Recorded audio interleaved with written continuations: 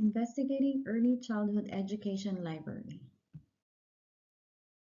So this is my classroom mini library. As you can see, there's a lot of books, and we also put some hand puppets and stuffed toys for the students to explore and make their own stories. So how do you choose books from your classroom library? So our classroom mini library are full of books that we take from our main library that is connected to our units. So basically we divided them into three parts. One part are all Chinese books connected to our unit. Another part are English books, which are also connected to our unit. And the other part are all-time favorite books like Little Red Riding Hood, Three Little Pigs, Eric Carle's books, and other books. So basically, every end of the unit, we put back the books that we borrowed from the main library, and then we will get new books for our main unit, for our new unit. We also change some of our all-time favorite books for students to read during their individual reading time after lunchtime. So, how well do these books represent culture within your early childhood classroom? So I remember when we had our unit when we had our unit one, who we are, we read a book about what makes us unique. This book is really amazing. So this book has opened my young students' mind that people in every country looks different and even dress differently. I remember one of my student, Nora, who is from France, did a show and tell about her friend Nassim, who is from India. Our topic that time is about what makes us unique. She described Asim's physical feature like skin color and compared to hers and her hair. Nora has long curly hair and Asim has short straight black hair. The book has made an inspiration to describe their differences. What purpose do books play in the early childhood classroom? If you can see from the pictures, students are very engaged reading a book. So children stimulates their imagination and expand their understanding of the world through books.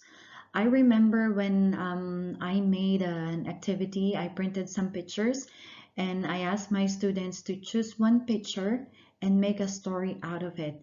And I was so amazed how students use their imagination to create and make a story. And I remember also three of my students choose the same picture, but they created different stories out of it. So it's really amazing to see, how kids' imaginations are working.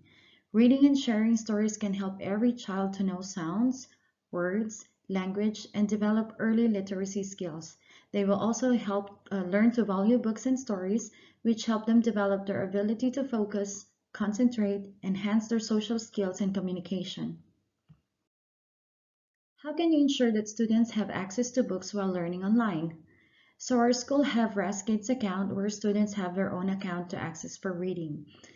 Parents find it really helpful in choosing an age-appropriate books to read for their child at home.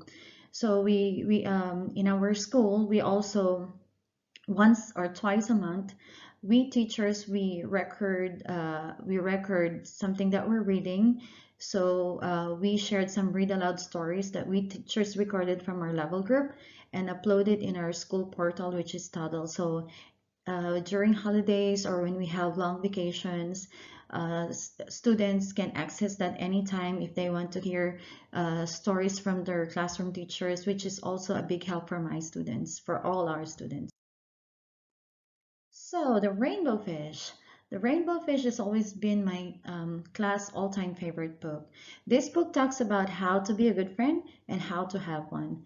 The illustration of the book speaks for itself about selfishness, sharing, wherein the rainbow fish doesn't want to share her shiny scale because she just wants to be the prettiest among all the fishes, but she ends up sharing to gain friends.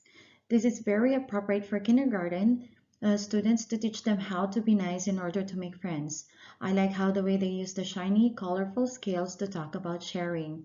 We have also used this book in our friendship lesson and it made a big impact on my students. Every time I see them having issues about sharing, I always remind them about the rainbow fish. Thank you and I hope you've learned something from my presentation.